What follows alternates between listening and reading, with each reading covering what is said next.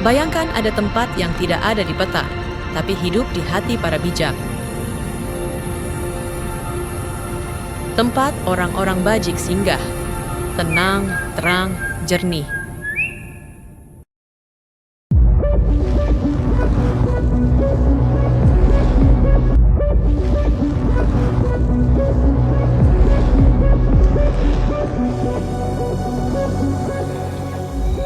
Di sana, Maitreya, Buddha masa depan, menanti saat dunia siap. Tempat itu bernama Tusita.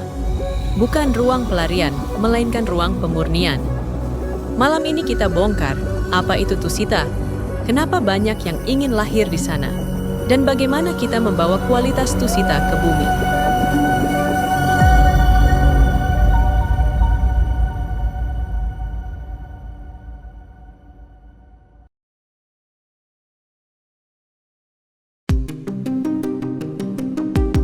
Dalam kosmologi Buddhis, alam kehidupan meluas seperti samudra. Dari alam menyengsarakan hingga alam yang sangat halus. Di kelompok alam dewa, Kamadhatu, ada 6 alam kenikmatan surgawi. Tusita adalah tingkat keempat, bukan tempat piknik astral, tetapi ruang batin kolektif di mana kebajikan matang menjadi ketenangan. Tusita bukan akhir. Dalam hukum Anika, apapun berubah. Bahkan dewa pun tidak selamanya tinggal di sana. Ketika dukungan karma selesai, kehidupan bergerak lagi. Lalu apa gunanya? Tusita adalah ruang latihan lanjutan. Bagi sebagian makhluk bajik, ia menjadi kelas lanjutan kebijaksanaan. Bagi bodhisattva, ia laksana markas penyiapan sebelum misi terakhir.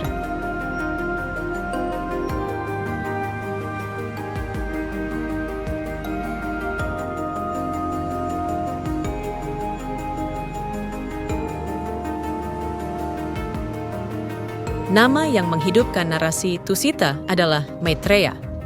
Dalam tradisi Pali, Maitreya. Maitreya adalah sosok yang digambarkan akan menjadi Buddha setelah Buddha kita, Shakyamuni. Mengapa di Tusita?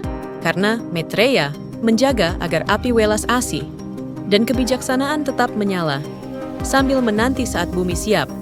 Menanti di sini bukan pasif, seperti tukang kebun yang merawat benih. Ketika sebab kondisi matang, ketika manusia membuka pintu hati untuk mendengar, saat itu sang guru turun. Ini metafora tentang kesiapan batin umat. Sebaik apa kita menerima kebenaran yang menuntun keluar dari derita?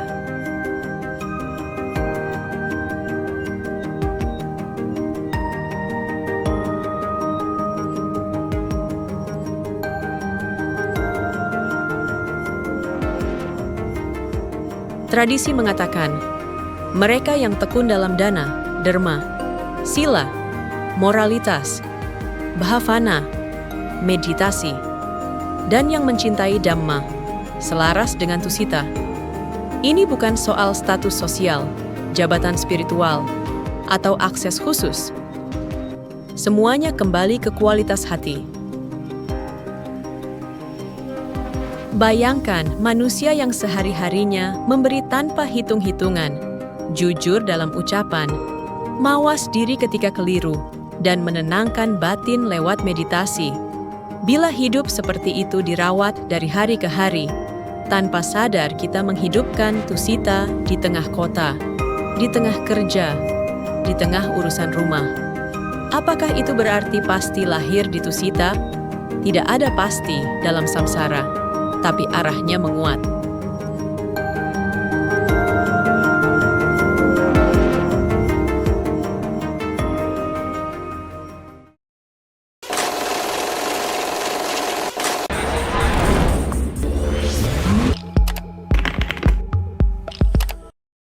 Tusita itu surga abadi. Faktanya, semua alam masih anika.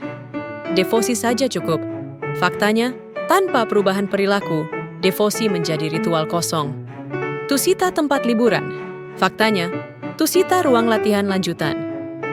Maitreya menyelamatkan otomatis. Faktanya, pintu ditawarkan. Kita yang melangkah. Dalam Theravada, Tusita dikaitkan dengan parami, kesempurnaan yang dirawat hingga siap menjadi Buddha. Dalam Mahayana, Tusita sering dikisahkan sebagai ruang bodhisattva yang mengasuh bodhicitta, niat menyelamatkan semua makhluk.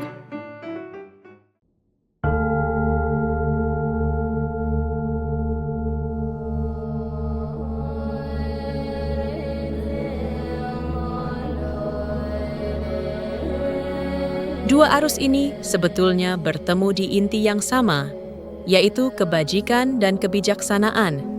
Yang satu menekankan kesempurnaan diri agar siap menolong, yang satu menekankan komitmen menolong agar diri semakin sempurna. Keduanya saling menyempurnakan.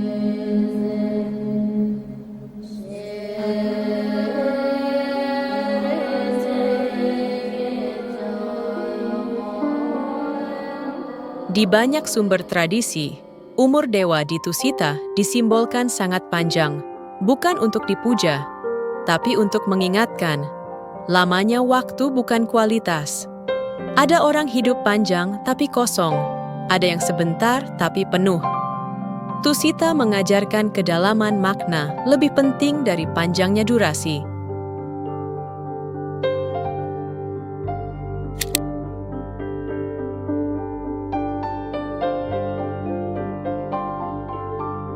Mari praktik kecil namun berdampak.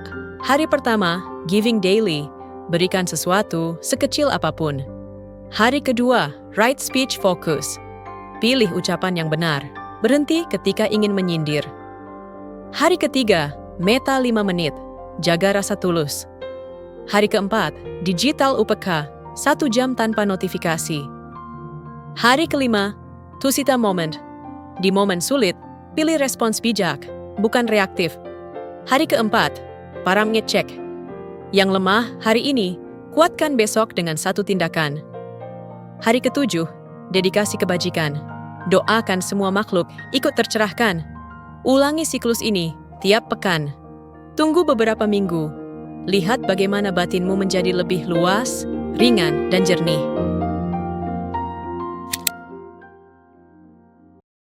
Seorang teman yang Buddhis pernah berkata, "Gue capek, kerja padat, hati sering kering." Dia mencoba latihan 7 hari. Di hari ketiga, ia mengirimkan meta pada orang yang kerap memusuhinya. Jawaban yang ia terima hanya 1 kata, "Terima kasih." Tapi anehnya, malam itu ia menangis. Ia sadar, selama ini ia terlalu sibuk mengumpulkan luka, lupa menumbuhkan cahaya. Sejak itu, ia bilang, "Gue belum sampai Tusita, tapi gue merasa sedikit Tusita hidup dalam gue." Mungkin itu pelajaran sesungguhnya. Tusita lahir ketika kita memberi ruang bagi kebaikan untuk bekerja.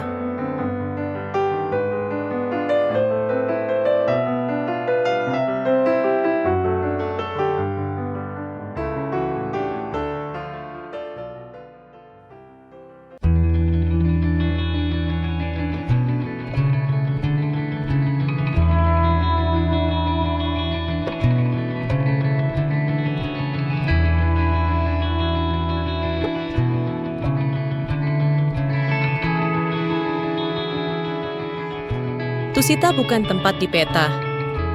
Ia kualitas batin yang bisa kita bangun hari ini.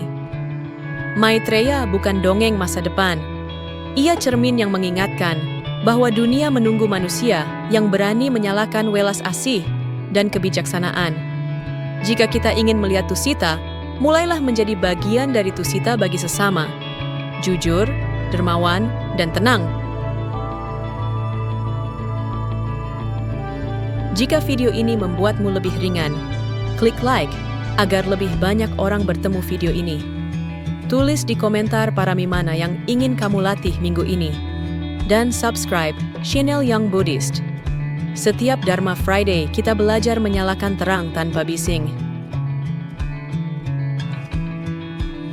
May all beings be happy. May all hearts be Tusita.